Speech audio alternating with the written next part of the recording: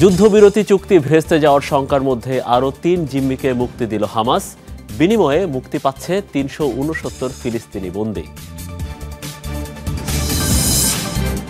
নিজস্ব নীতিগত ভুলের কারণেই হুমকিতে ইউরোপ, নেতাদের তুলোধনা করলেন ভাইস প্রেসিডেন্ট ভ্যান্স। মার্কিন ভাইস প্রেসিডেন্টের এই মন্তব্যের সমালোচনা। আমি বাংলার গান গাই, আমি আমার আমি কে চিরদিন এই বাংলায় খুঁজে পাই। নিভল কিংবদন্তি শিল্পী প্রতুল মুখোপাধ্যায়ের জীবন প্রদীপ। দুই বাংলার সঙ্গীতাঙ্গনে শোকের ছায়া।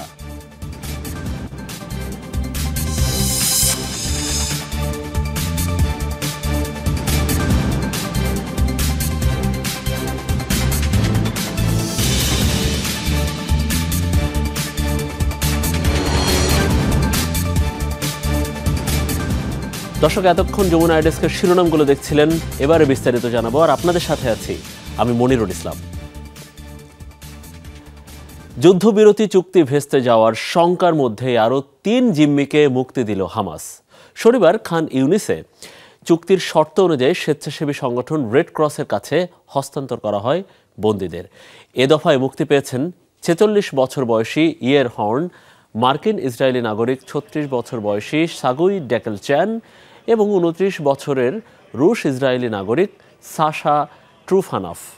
বিনিময়ে মুক্তি দেওয়া হচ্ছে ৩৬৯ ফিলিস্তিনি বন্দীকে। এর আগে ইসরায়েলের বিরুদ্ধে শর্ত ভঙ্গের অভিযোগ এনে বন্দি বিনিময়ে স্থগিতের ঘোষণা দেয় হামাস। নানা নাটকীয়তা শেষে পরে চুক্তি অনুযায়ী জিম্মিদের মুক্তি দিতে রাজি হয় ফিলিস্তিনের স্বাধীনতাকামী সংগঠনটি।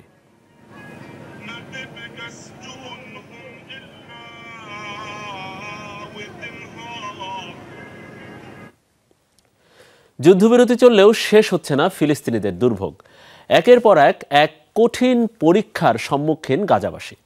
তীব্র খাদ্য সংকটের সাথে চারিদিকে পানির জন্য হাহাকার। যুদ্ধের কারণে উপত্যকার পানি সরবরাহ ব্যবস্থাও ধ্বংস হয়। নতুন করে খনন করতে হচ্ছে কূপ।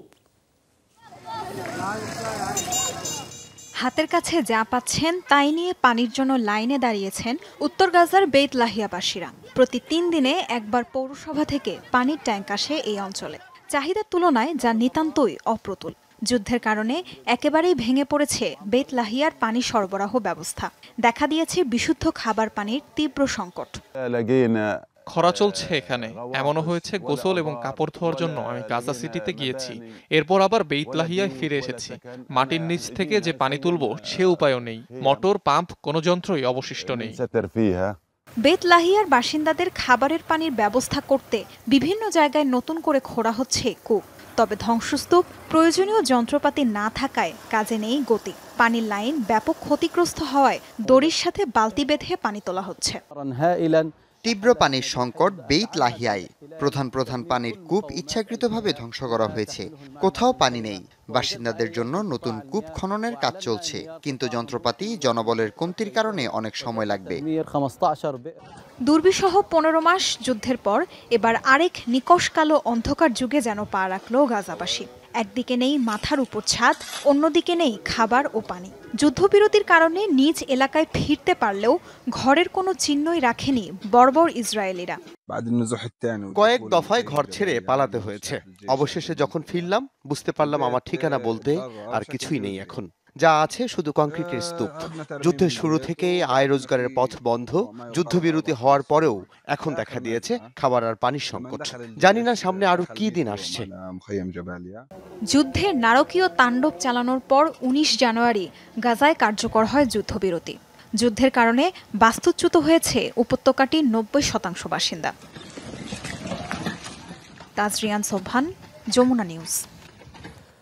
গাজায় ফিলিস্তিনিদের জন্য পাঠানো ত্রাণের ট্রাক থেকে অতিরিক্ত অর্থ আদায়ের অভিযোগ উঠেছে মিশরের এক ব্যবসায়ীর বিরুদ্ধে। মধ্যপ্রাচ্য ভিত্তিক সংবাদ মাধ্যম মিডল ইস্ট আয়ের এক প্রতিবেদনে উঠে এসেছে এই তথ্য। এছাড়াও ইব্রাহিম আল অরগানি নামের ওই ব্যবসায়ীর বিরুদ্ধে রাফা ক্রসিং দিয়ে কোনো ট্রাক প্রবেশ করবে সেটি নিয়ন্ত্রণের অভিযোগে উঠেছে। ইব্রাহিম আল অরগানি মিশরের প্রেসিডেন্ট আবদেল ফাত্তাহ আল সিসির ঘনিষ্ঠ হিসেবে পরিচিত। দুটি প্রতিষ্ঠানের মাধ্যমে রাফা ক্রসিং নিয়ন্ত্রণ করেন তিনি। এর আগে গত বছর যেসব ফিলিস্তিনি যুদ্ধের কারণে গাজা ছেড়েছে তাদের কাছ থেকেও বিপুল অর্থ আদায়ের অভিযোগ রয়েছে এই ব্যবসায়ীর বিরুদ্ধে।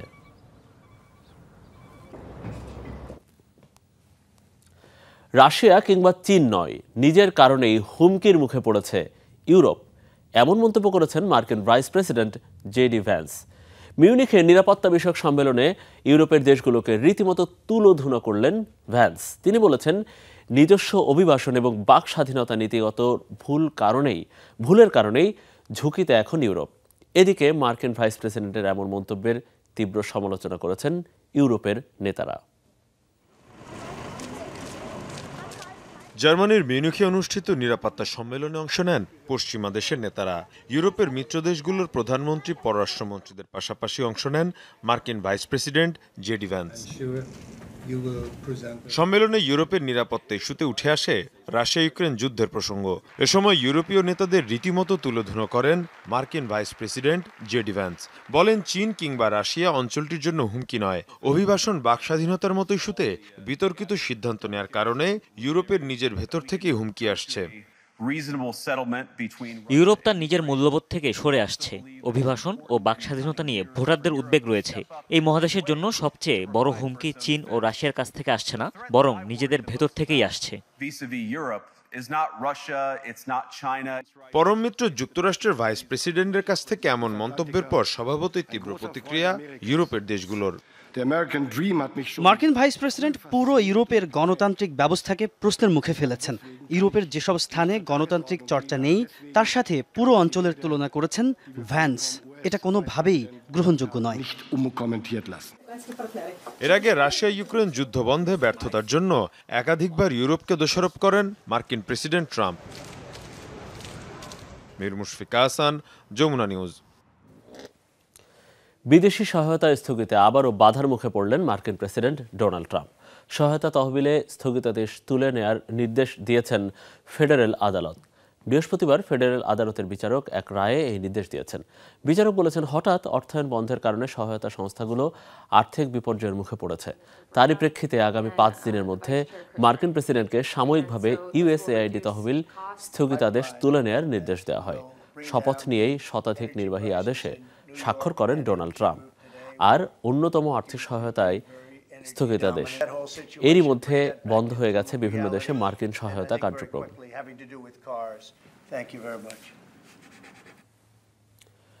যুক্তরাষ্ট্রের অতিরিক্ত শুল্ক আরোপের জেরে এমনিতেই ক্ষুব্ধ কানাডার মানুষ। সেই ক্ষোভে ঘি ঢালল ডোনাল্ড ট্রাম্পের উদ্ধত মন্তব্য। কানাডাকে যুক্তরাষ্ট্রের 51তম রাজ্য বানানোর পরিকল্পনা তার। মার্কিন প্রেসিডেন্টের আচরণের প্রতিক্রিয়ায় দেশ জুড়ে চলছে দেশপ্রেম আর ঐক্যের প্রচারণা। আসন্ন ন্যাশনাল ফ্ল্যাগ ডেতে সেই আবেগের প্রদর্শন করতে চান কানাডীয়রা। কানাডার পতাকা তৈরির প্রতিষ্ঠান ফ্ল্যাগস আনলিমিটেড ন্যাশনাল ফ্ল্যাগ ডেকে সামনে রেখে দিনরাত চলছে কাজ। বছর জুড়ে গড়ে 5 লাখ পতাকা তৈরি করে প্রতিষ্ঠানটি। তবে এবার চাপ অনেক বেশি। শ্রমিকদের অতিরিক্ত শিফটে কাজে লাগিয়েও অর্ডার শেষ করতে হিমশিম খেতে হচ্ছে।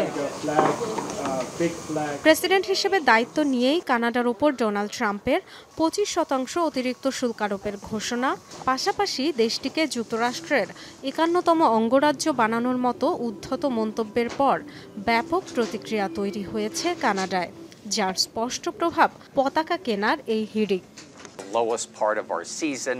এটা আমাদের বিক্রি বার্তায় সবচেয়ে মন্দার সময়। তবে রাজনৈতিক কারণে এবার পরিস্থিতি অন্যরকম। ডোনাল্ড ট্রাম্প আমাদের সার্বভৌমত্বকে হুমকি দেয় এই অবস্থা। পতাকার অর্ডার অনেক বেড়েছে, এরই মধ্যে দ্বিগুণ। ট্রাম্পের সিদ্ধান্ত যেন আরও ঐক্যবদ্ধই করেছে কানাডাবাসীকে। প্রধানমন্ত্রী জাস্টিন ট্রুডো সহ রাজনীতিবিদদের আহ্বানে সাড়া দিয়ে ন্যাশনাল ফ্ল্যাগ ডেতে দেশের পতাকা তলে বিশাল র্যালির প্রস্তুতি নিচ্ছে নাগরিকরা। আমরা শত্রু নই, তারপরও কেন আঘাত করা হচ্ছে বুঝিনি। আমাদের কানাডার জন্য দাঁড়াতে হবে। আমার মনে হয় তার মন্তব্য আক্রমণাত্মক, উদ্ধত। তবে তিনি যা ইচ্ছা তা বলতেই পারেন। এতে আসলে কানাডার মানুষ আরো ঐক্যবদ্ধ হচ্ছে। যুক্তরাষ্ট্রের পণ্য বয়কট কর্মসূচিও পালন করছে অনেকে। বিভিন্ন টুর্নামেন্টে অংশ নেয়া মার্কিন খেলোয়াড়দের প্রতি দুয়োধ্বনির ঘটনাও হয়েছে কয়েকবার। Dorothy Dustin, Jamuna News. মার্কিন বৈদেশিক সহায়তা বন্ধ হয়ে যাওয়ায় ভাটা পড়েছে যুক্তরাষ্ট্রের ডিজাস্টার অ্যাসিস্ট্যান্স রেসপন্স টিমের কার্যক্রমে। দুর্যোগ মোকাবেলায় আর মোতায়েন করা যাচ্ছে না প্রোগ্রামটির কর্মীদের। সংশ্লিষ্ট সূত্রের সাথে জড়িত একাধিক ব্যক্তির বরাত দিয়ে তথ্য জানিয়েছে আন্তর্জাতিক বার্তা সংস্থা রয়টার্স। দাবি, এরই মধ্যে বিভিন্ন দেশে কর্মরত প্রোগ্রামটির বেশ কয়েকজন কর্মীকে ওয়াশিংটনে ফেরার নির্দেশ দেওয়া হয়েছে। অনেকের কাছ থেকে কেড়ে নেওয়া হয়েছে প্রাতিষ্ঠানিক সুযোগ সুবিধা। বলা হচ্ছে এমন কর্মীর সংখ্যা আনুমানিক 10 থেকে 50। আন্তর্জাতিক গণমাধ্যমগুলোর দাবি, আফগানিস্তান, গাজা, সুদান এবং ইউক্রেনে বন্ধ হয়ে হওয়ার উপক্রম দেখা দিয়েছে প্রোগ্রামটির। যুক্তরাষ্ট্রের ডিজাস্টার অ্যাসিস্ট্যান্স রেসপন্স টিম, যা ডার্ট নামে পরিচিত, এর উচ্চ প্রশিক্ষণপ্রাপ্ত কর্মীরা 24 থেকে 48 ঘন্টার মধ্যেই যে কোনো দেশে যে কোনো দুর্যোগ মোকাবেলায় কাজ শুরু করতে সক্ষম।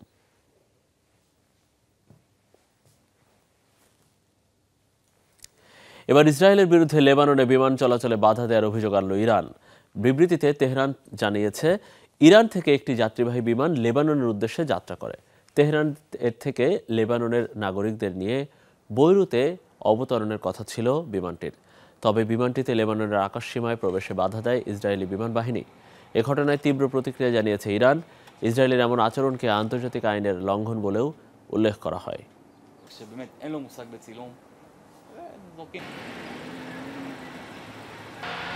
বাংলার মায়াভরা পথে আর হাঁটবেন না প্রখ্যাত সঙ্গীত শিল্পী প্রতুল মুখোপাধ্যায়।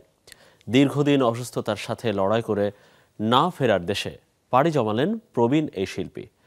শনিবার স্থানীয় সময় সকালে কলকাতার একটি হাসপাতালে চিকিৎসাধীন অবস্থায় শেষ নিঃশ্বাস ত্যাগ করেন তিনি। তার প্রয়াণে দুই বাংলার সঙ্গীত জগতে নেমে এসেছে শোকের ছায়া। আমি বাংলায় গান গাই, আমি বাংলার গান গাই। ছিল না প্রথাগত কোনো সঙ্গীত শিক্ষা, তবুও জন্ম দিয়ে গেছেন একের পর এক কালজয়ী গান। আজও অমর তার লেখা আমি বাংলায় গান গাই। এই বাংলায় খুঁজে পাই। সঙ্গীতাঙ্গনে তার পরিচয় একাধারে সুরকার, গীতিকার, সঙ্গীত শিল্পী। জীবনের শেষ দিন পর্যন্ত দুই বাংলার সঙ্গীত জগতের উজ্জ্বল তারকা হিসেবেই জ্বলজ্বল করছিলেন প্রতুল মুখোপাধ্যায়। 83 বছরের জীবনের পুরোটাই গানের প্রদীপ হৃদয়ে ধারণ করে রেখেছিলেন প্রতুল মুখোপাধ্যায়। অসুস্থতাও দমাতে পারেনি বর্ষিয়ান এই শিল্পীকে। হাসপাতালের বেডে শুয়ে থেকেও চিকিৎসকদের শুনিয়েছেন বাংলার মায়াভরা পথে হাঁটার গল্প।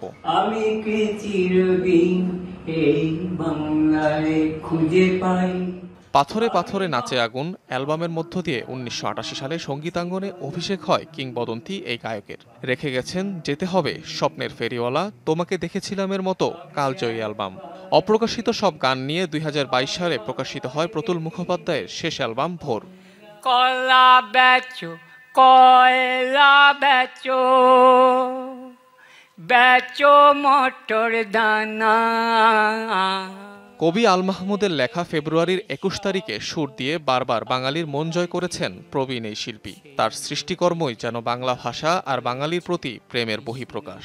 কিন্তু বাংলার মায়াভরা পথে আর হাঁটবেন না প্রতুল মুখোপাধ্যায়। ভাষার মাসেই থেমে গেল বর্ষিয়ান এই শিল্পীর পথ চলা। প্রভাত ফেরির মিছিল যাবে, ছড়াও ফুলের বন্যা। অনিক রহমান, যমুনা নিউজ। বিশ্ব রণাঙ্গনে পরিচিতি সবচেয়ে শক্তিশালী যুদ্ধবিমান হিসেবে। ছুটতে পারে শব্দের তুলনায় বেশি গতিতে। নির্ভুল লক্ষ্যে হামলা থেকে শুরু করে প্রতিরক্ষা, শত্রুপক্ষের কাছে যেন রীতিমতো আতঙ্ক। বলছি অত্যাধুনিক প্রযুক্তিতে তৈরি মার্কিন যুদ্ধবিমান F-35 এর কথা। যুক্তরাষ্ট্র ভারতকে এই ফাইটার জেট দেওয়ার ঘোষণায় আবারও আলোচনার কেন্দ্রে পঞ্চম প্রজন্মের যুদ্ধবিমানটি। সারা বিশ্বে 5th জেনারেশনের ফাইটার জেটকেই সর্বাধুনিক প্রযুক্তির যুদ্ধবিমান বলে বিবেচনা করা হয়ে থাকে। হাতে গোনা কয়েকটি দেশের কাছেই রয়েছে এই প্রযুক্তি, যে তালিকায় অন্যতম যুক্তরাষ্ট্র। পরাশক্তিটির কাছে রয়েছে পঞ্চম প্রজন্মের F-35 যুদ্ধবিমান। আধুনিক বিশ্বের সবচেয়ে শক্তিশালী যুদ্ধবিমান মনে করা হয়ে থাকে মার্কিন F-35 ফাইটার জেটকে, যার মধ্যে রয়েছে প্রায় সব রকম প্রযুক্তি। আকাশ প্রতিরক্ষা থেকে শুরু করে হামলা, গুপ্তচরবৃত্তি কিংবা নজরদারি সব কাজের উপযোগী করেই বানানো হয়েছে যুদ্ধবিমানটিকে। রণাঙ্গনে F-35-এর আরেক পরিচিতি স্টেলথ ফাইটার জেট হিসেবে, অর্থাৎ গোপনীয়তার জন্য বিশেষ সুখ্যাতি রয়েছে আকাশযানটির। শত্রুপক্ষের রাডারে যেটিকে দেখা যাবে গলফ বলের আকৃতিতে। এর পেছনের কারণ হিসেবে অবশ্য F-35-এর উচ্চ গতিকেই দেখা হয়। শব্দের চেয়েও 1.6 গুণ বেশি গতিতে ছুটতে সক্ষম এটি। যে কোনো আবহাওয়ায় উড়াল দিতে সক্ষম মার্কিন F-35 যুদ্ধবিমান।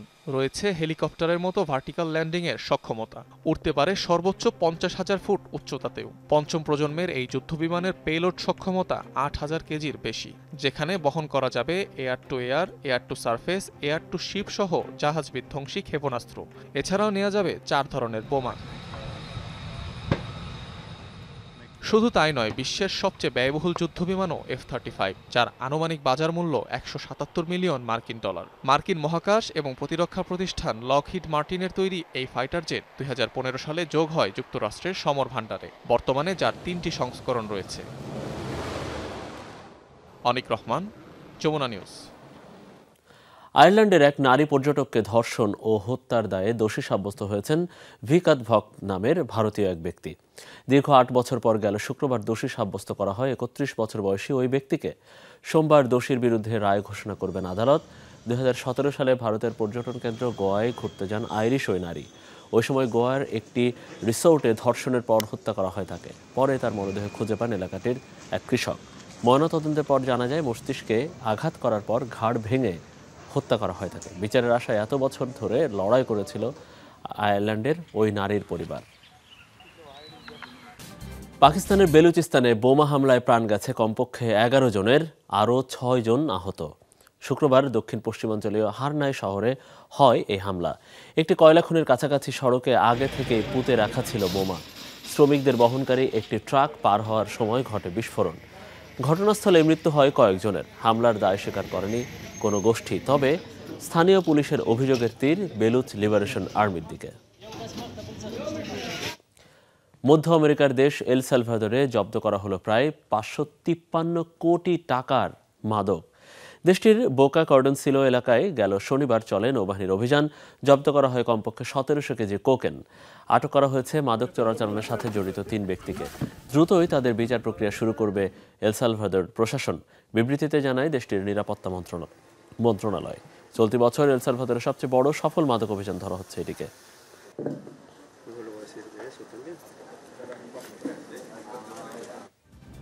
দর্শকেরা, এই ছিল আমাদের যমুনা এডেস্কের আয়োজনে। এতক্ষণ আমাদের সাথে থাকার জন্য আপনাদের সবাইকে অনেক অনেক ধন্যবাদ।